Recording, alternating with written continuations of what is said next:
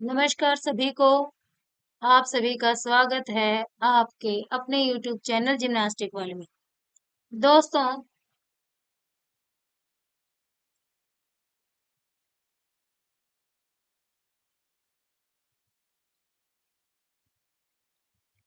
इस वीडियो का मेरा टॉपिक है इस वीडियो का टॉपिक है आज की इस वीडियो का टॉपिक है देशभक्ति और राष्ट्रीय एकता की अवधारणा। आज की इस वीडियो का टॉपिक है देशभक्ति और राष्ट्रीय एकता। इन इंग्लिश पैट्रियोटिज्म एंड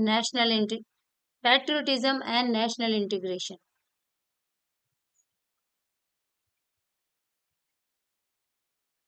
एक बार मैं फिर से बताना चाहूंगी, ये जो टॉपिक है वो 10th क्लास के हेल्थ एंड फिजिकल एजुकेशन से रिलेटेड है। और जैसा कि आपको पता ही होगा कि मेरे इस चैनल में मैंने प्ले लिस्ट में 9th 10th 11th 12th सभी को अलग अलग से बना रखा है। तो चलिए शुरू करते हैं। देशभक्ति क्या है, राष्ट्रीय एकता क्या है, इनके बारे में पढ़ते हैं। इनमें कौन कौन सी बाधाएं आ सकती है और इनका क्या महत्व है। सबसे पहले देशभक्ति क्या है। किसी भी देश के प्रति प्रेम, लगाव, समर्पण और देशभक्ति किसी देश के प्रति प्रेम, समर्पण और लगाव की भावना। यह लगाव किसी की मातृभूमि से संबंधित कई अलग अलग भावनाओं का संयोजन हो सकता है, जिसमें क्या क्या चीजें आएंगी, सांस्कृतिक, राजनीतिक, ऐतिहासिक पहलू सभी शामिल हैं। सच्ची देशभक्ति में जो नीचे मेंशन है वो चीजें जरूर शामिल होंगी। इन इंग्लिश एक बार देख लेते हैं इंग्लिश में भी। पैट्रियोटिज्म, देशभक्ति को हम पैट्रियोटिज्म बोलते हैं। Patriotism is the feeling of love, devotion and sense of attachment to one's country, यानी अपनी कंट्री के लिए आपका कितना लगाव है, कितना अटैचमेंट है। This attachment can be a combination of many different feelings relating to one's homeland, including cultural, political और historical aspects. दोनों ही लैंग्वेज में मैंने यहाँ पर मेंशन कर रखा है। आपको जिस भी लैंग्वेज में इजी लगता हो उसमें आप पढ़ सकते हैं, सुन सकते हैं, समझ सकते हैं।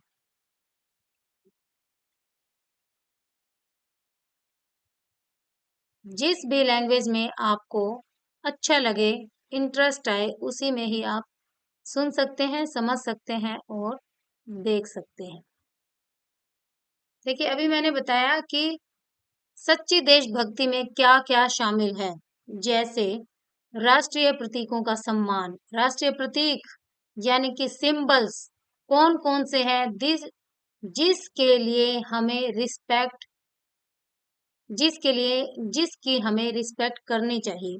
और भी बहुत सारी चीजें हैं, बट ये ऐसी चीजें हैं जिनका हमें कभी भी किसी भी हालत में, किसी भी अवस्था में अपमान नहीं करना चाहिए। जैसे हमारा राष्ट्रीय ध्वज, राष्ट्रगान और अन्य राष्ट्रीय जैसे हमारा राष्ट्रीय ध्वज और राष्ट्रगान,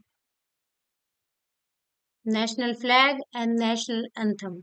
कई बार हमने देखा है दोस्तों, जैसे कि आपको पता होगा 2 साल पहले गवर्नमेंट ने बहुत सारे फ्लैग डिस्ट्रीब्यूट किए थे, बांटे थे स्कूलों में, कॉलेजों में और आसपास की संस्थाओं में भी।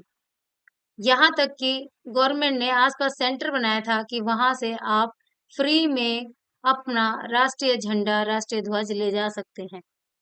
बहुत सारी संख्या में लोगों ने इसका लाभ उठाया, लेकर गए और बड़े चाव से अपने घरों में उन्होंने लगाया। लेकिन बड़े दुख की बात है कि कुछ दिनों के बाद जब हमने बस लेकिन बड़े अफसोस की बात है, कुछ दिनों के बाद वही झंडा हमें कहीं पर पेड़ पे लटका हुआ नजर आया, कहीं नदी में बहता हुआ गिरा हुआ नजर आया, कहीं जमीन पर कूड़े के ढेर में पड़ा हुआ नजर आया, कहीं पर फटा हुआ नजर आया। तो ये बहुत ही अपमान की बात है। हमारे लिए भी और जिसने ऐसा किया है उसके लिए भी और इस देश के लिए भी। तो ऐसा ना करें, उसका सम्मान करें। अगर हम अपने देश का सम्मान करेंगे, तो देश भी हमारा सम्मान करेगा। और ऐसे ही कुछ देशभक्ति में और चीजें शामिल हैं, जैसे विरासत।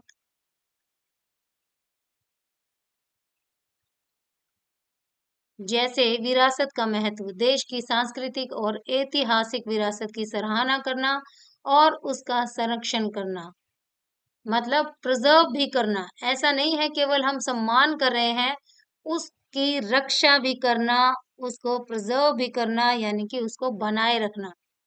फॉर एग्जाम्पल मैं यहाँ पर बताऊंगी, क्या हो रहा है इसमें, बार बार इसकी लाइट चली जाती है। फॉर एग्जाम्पल यहाँ पर मैं बताना चाहूंगी, जैसे आपने अगर नोट किया हो कि जब पानी आता है, आपकी टंकी घरों में फुल हो जाती है, तो भी ओवरफ्लो होता रहता है, या फिर कई बार हम गलती से भी मोटर चला के छोड़ देते हैं, पानी बहता रहता है, बहता रहता है। तो वो देश के रिसोर्सेज हैं, उनको भी हमें वेस्ट नहीं करना चाहिए, वो भी इसमें शामिल है। अगर आज हम रिसोर्सेज को प्रिजर्व नहीं करेंगे, उनका संरक्षण नहीं करेंगे, तो कहीं ना कहीं हमारी आने वाली जनरेशन को उसका खामियाजा भुगतना पड़ेगा। आगे है इसमें सक्रिय नागरिकता। सक्रिय नागरिकता, मतदान, करों का भुगतान और सामुदायिक सेवा में संलग्न होने जैसे नागरिक कर्तव्यों में भाग लेना। नेक्स्ट पॉइंट इसमें आता है विविधता में एकता। देश के भीतर विविध संस्कृतियों, भाषाओं और परंपराओं को अपनाना और उनका जश्न मनाना। यानी किसी भी अवस्था में, किसी भी समय हमें देश की संस्कृति को नुकसान नहीं पहुंचाना चाहिए, देश की भाषा का अपमान नहीं करना चाहिए, और जो भी हमारे फेस्टिवल हैं, हमारे कल्चर हैं, जो भी हमारे रीति रिवाज हैं, उनको हमें पूरे उत्साह के साथ मनाना चाहिए। यही सच्ची देशभक्ति है। इंग्लिश में थोड़ा देख लेते हैं। We must appreciate and preserve the culture and historical heritage of the country. Active citizenship means participating in civic duties such as voting, paying taxes and engaging in community services. Community services का आप लोगों ने example देखा होगा आपके आसपास, कि कुछ संस्थाएं बनी हुई हैं जो जगह जगह पर दीवारों पे पेंट करती है मिलकर। तो ये बहुत ही अच्छी बात है। उनका एक ही उद्देश्य है कि देश को सुंदर बनाना। उनको इस काम के लिए कोई पैसा नहीं मिलता है, बल्कि किसी हॉलीडेज में, संडे वगैरह को, वीकेंड्स में वो अपने आप ही इस बात का निर्णय करते हैं कि हमें कब और कहाँ कैसे पेंट करना है, अपने शहर को हम कैसे सुंदर बना सकते हैं। एक और एग्जांपल मैं यहाँ पर देना चाहूंगी। 2024 में जो वोटिंग हुई थी, यह एक जश्न की तरह हमने मनाया इसे, और लोगों ने बढ़ चढ़कर भाग लिया। तो ये भी एक सच्ची देशभक्ति है। आप चाहे किसी भी पार्टी को चुने, पर ऐसी एक्टिविटी में आपको बढ़ चढ़कर भाग लेना चाहिए। बट ऐसी एक्टिविटी में आप सभी को बढ़ चढ़कर भाग लेना चाहिए। यही सच्ची देशभक्ति है। आगे हम बात करते हैं राष्ट्रीय एकता, यानी कि नेशनल इंटीग्रेशन।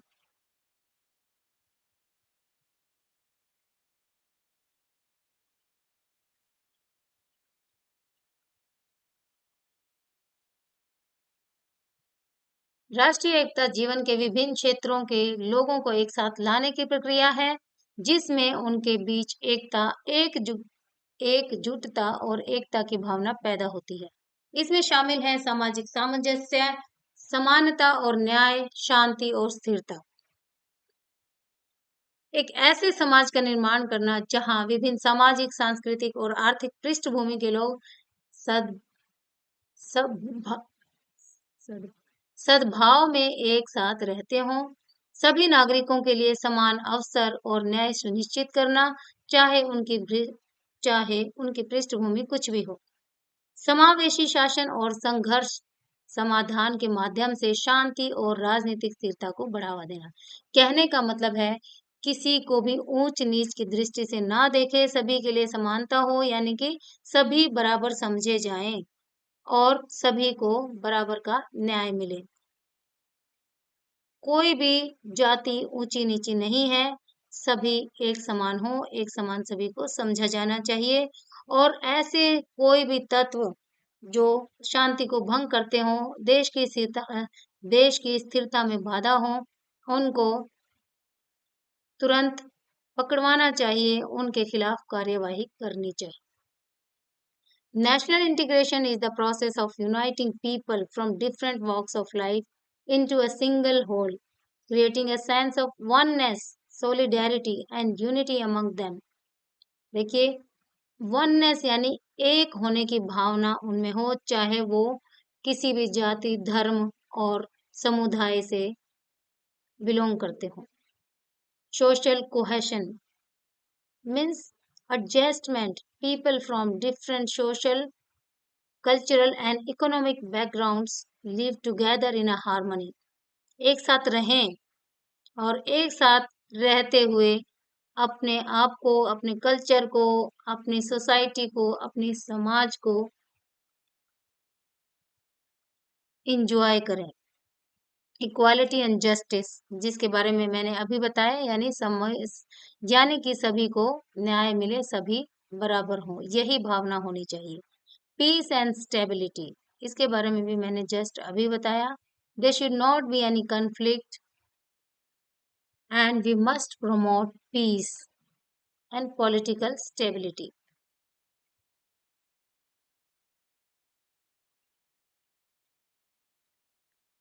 आगे इसमें कुछ पॉइंट्स हैं। राजनीतिक स्थिरता, वैश्विक स्थिति यानी कि सोशल हार्मनी, सोसाइटी में, समाज में किसी भी तरह का द्वेष ना हो, अशांति ना हो, कोई टेंशन ना हो, कोई कन्फ्लिक्ट्स ना हो। National integration promotes social harmony by reducing tensions and conflicts among various communities. Economic growth हो हमारे देश की। A united nation is more stable and conducive to economic growth and development. Bharat में देशभक्ति और राष्ट्रीय एकीकरण का महत्व, यानी कि importance of patriotism and national integration in India. सामाजिक सद्भाव बना रहता है, इससे विकास और प्रगति होती है, सुरक्षा, संस्कृति और परंपरा का संरक्षण होता है। मैं बहुत डीप में नहीं जाऊंगी, आप पढ़ लीजिए एक बार, शॉर्ट पॉइंट से ही आपको समझ में आ जाएगा। अगर आप इसको ध्यान से पढ़ लेंगे, जस्ट रीड आउट, तो आपको बड़ा क्वेश्चन बनाने में भी, बड़ा क्वेश्चन लिखने में भी आसानी हो जाएगी। आप एक बार मतलब समझ लीजिए।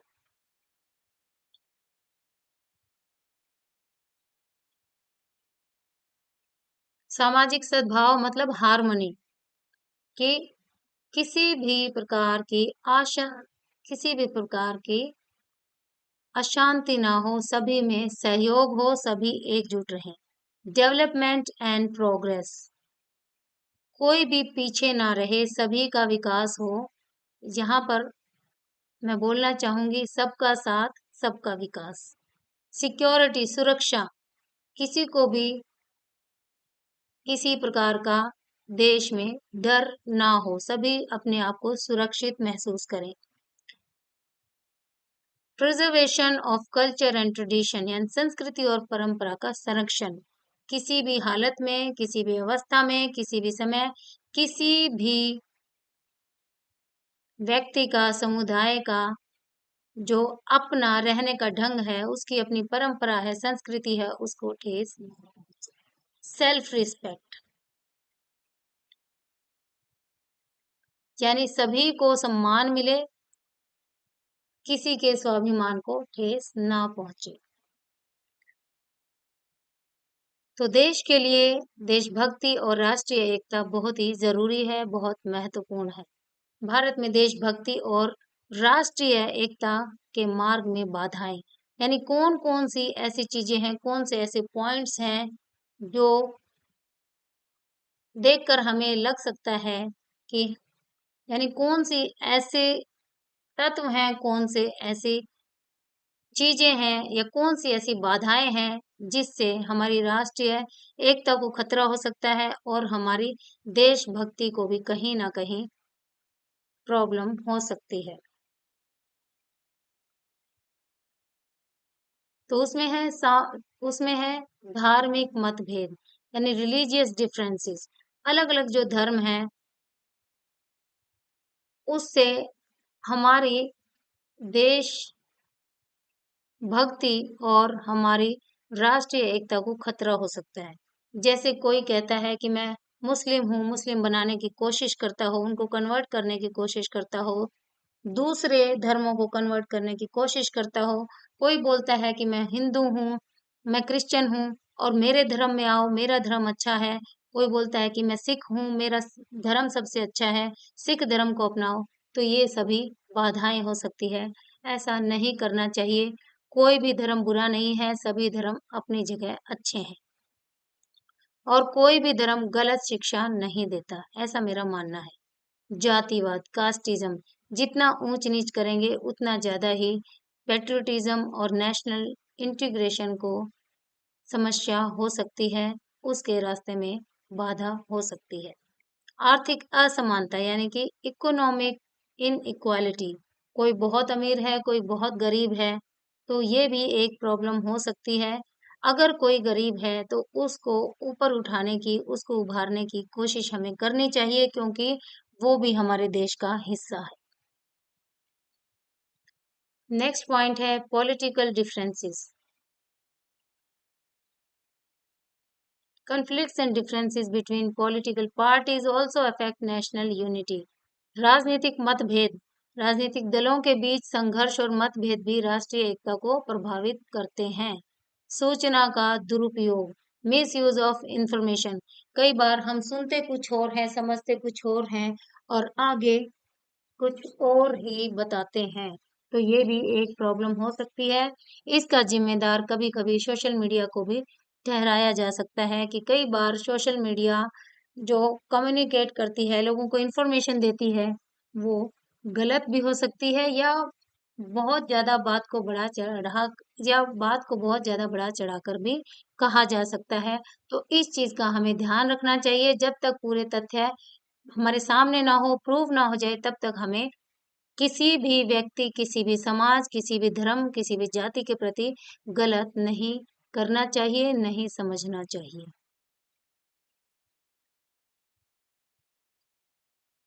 क्षेत्रवाद यानी कि regionalism, north, south, east, west, हम हरियाणा के हैं, हम पंजाब के हैं, हम कर्नाटक के हैं, ऐसा नहीं करना चाहिए। आखिर हम सब एक देश के ही नागरिक हैं।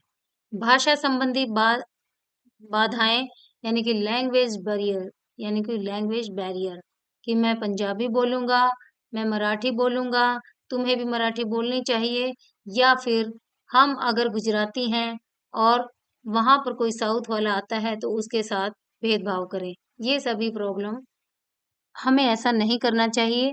ये सभी जो बाधाएं हैं वो हमारे देश को खतरा पहुंचा सकती है। आर्थिक असमानताएं, इकोनॉमिक डिस्पैरिटीज, राजनीतिक प्रतिद्वंदिता, पॉलिटिकल राइवलरीज, कम्युनलिज्म, सांप्रदायिकता, धार्मिक और सांप्रदायिक तनाव विभाजन पैदा कर सकते हैं और राष्ट्रीय एकता को बाधित कर सकते हैं। तो ऐसे तत्वों से हमें बचना चाहिए और दूसरों को भी जागरूक करना चाहिए। वही सच्ची देशभक्ति है और अगर हम ऐसा करते हैं तो हम राष्ट्रीय एकता को बढ़ावा देते हैं। आगे जानते हैं भारत के राष्ट्रीय प्रतीक यानी कि national symbols of our country, और we can say national symbols of India. सबसे पहले इसमें बताया है राष्ट्रीय ध्वज, जो सबको पता ही होगा। तिरंगा इसको हम कहते हैं, यानी तीन रंग वाला। तिरंगा इसलिए बोलते हैं कि मुख्य तौर से तीन रंग है, लेकिन चौथा रंग भी इसमें होता है, अशोक चक्र, जो कि जो कि नीले रंग का होता है। बट तीन जो रंग है वो मुख्य होते हैं, इसीलिए हम इसको तिरंगा के नाम से ही जानते हैं। ये हमारे देश की शान है, इसका हमें सम्मान करना चाहिए। और जो नहीं करते, कोई छोटे बच्चे हैं या कोई छोटे बच्चे अगर इसका सम्मान नहीं करते, इधर-उधर गिराते हैं, तो उनको हमें इसके बारे में बताना चाहिए, उन्हें जागरूक करना चाहिए और जो जानबूझकर भी ऐसा करते हैं, तो उनको भी हमें ज़रूर जागरूक करना चाहिए। सीधी तरह नहीं मानते तो कुछ ना कुछ करके उनको इसके प्रति हमें बताना चाहिए। राष्ट्रगान रविंद्रनाथ टैगोर द्वारा रचित जन गण मन, ये सभी को पता ही होगा, यानी कि नेशनल एंथम। नेक्स्ट है राष्ट्रीय गीत, नेशनल सॉन्ग वंदे मातरम, जिसे कंपोज किया है बंकिम चंद्र चटर्जी ने। आपको पता ही होगा, वंदे मातरम वंदे मातरम। राष्ट्रीय प्रतीक सारनाथ में अशोक स्तंभ, 4 शेरों का प्रतीक आपने देखा होगा और कई लोग बड़े प्यार से इसको अपने घर में भी रखते हैं। कई लोग बड़े प्यार से अपने घरों में भी इसे सजा कर रखते हैं, क्योंकि ये भी हमारे देश का प्रतीक है। राष्ट्रीय पक्षी क्या है हमारा? मोर, द इंडियन पी फाउल, यानी कि पीकॉक। राष्ट्रीय पशु बंगाल टाइगर, नेशनल एनिमल। राष्ट्रीय पशु and national national animal the Bengal tiger. राष्ट्रीय फूल कौन सा है हमारा? लोटस, कमल जिसे हम हिंदी में कहते हैं। राष्ट्रीय वृक्ष बरगद का पेड़, in English it is known as banyan tree. राष्ट्रीय फल आम। ये चीजें इतनी जरूरी नहीं है, आप देख सकते हैं काम की चीजें हैं, लेकिन सबसे ये सारी ही हमें जाननी चाहिए, लेकिन सबसे जरूरी जानना है राष्ट्रीय ध्वज, राष्ट्रीय गान, राष्ट्रीय गीत और राष्ट्रीय प्रतीक। नेक्स्ट है राष्ट्रीय नदी गंगा, गंगा नदी। राष्ट्रीय जलीय पशु गंगा नदी dolphin, the Ganges river dolphin.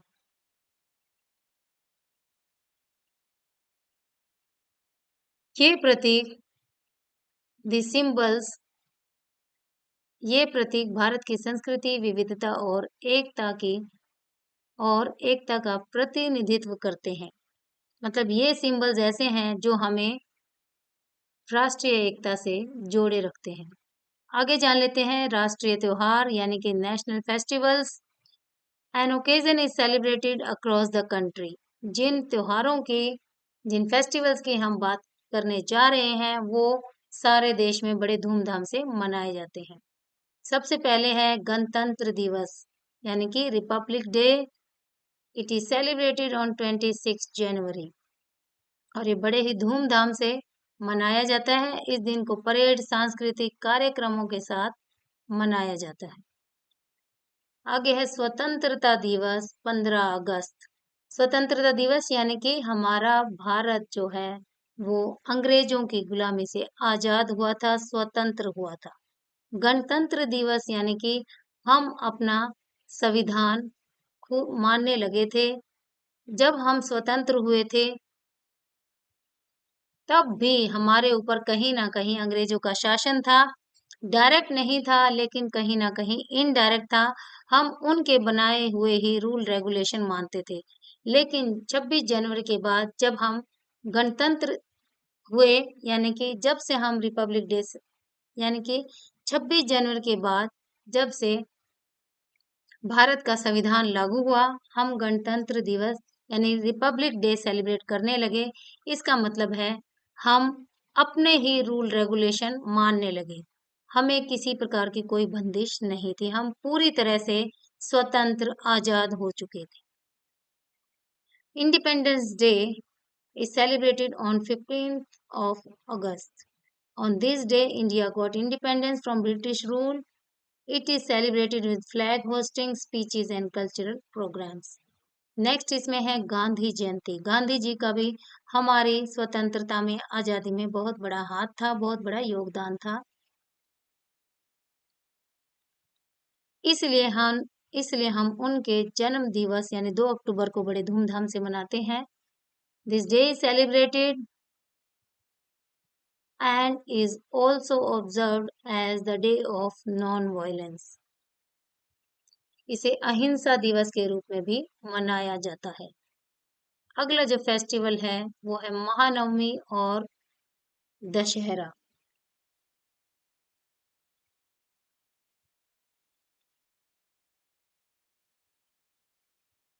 यह त्योहार भगवान राम की रावण पर जीत का प्रतीक है, यानी कि पॉजिटिविटी और नेगेटिविटी। हम ऐसा ही मानते हैं कि भगवान राम जो सकारात्मकता के प्रतीक थे, उनकी विजय हुई थी इस दिन नकारात्मक नकारात्मक यानी रावण के ऊपर। रावण भी बहुत ज्ञानी थे, बहुत अच्छे थे, लेकिन कहीं ना कहीं उन्होंने बहुत बड़ी गलती की थी, जिसका खामियाजा उन्हें भुगतना पड़ा। और पूरे देश में बड़े उत्साह के साथ महानवमी और दशहरा मनाया जाता है। अगला फेस्टिवल है दीपावली। यह त्योहार पूरे भारत में बड़ी धूमधाम से मनाया जाता है। इसे रोशनी का त्योहार भी कहा जाता है, means the festival of lights. और इस दिन लोग अपने घरों को दियों और मोमबत्तियों से सजाते हैं। आपको पता ही होगा कि कैसे सेलिब्रेट करते हैं। इसमें और भी बहुत सारे पर्व हैं, यानी इसमें और भी बहुत सारे राष्ट्रीय पर्व यानी कि नेशनल फेस्टिवल्स हैं, बट यहाँ पर सभी को हम शामिल नहीं कर सकते। जो मेन मेन है वो हमने यहाँ पर शामिल किए हैं। होली भी है, ईद भी है। तो दोस्तों, आज इतना ही। तो ये राष्ट्रीय त्योहार देश की एकता, सांस्कृतिक विरासत और विविधता को प्रदर्शित करते हैं। तो दोस्तों, आज इतना ही। नेक्स्ट वीडियो में फिर हाजिर होंगे नए टॉपिक के साथ।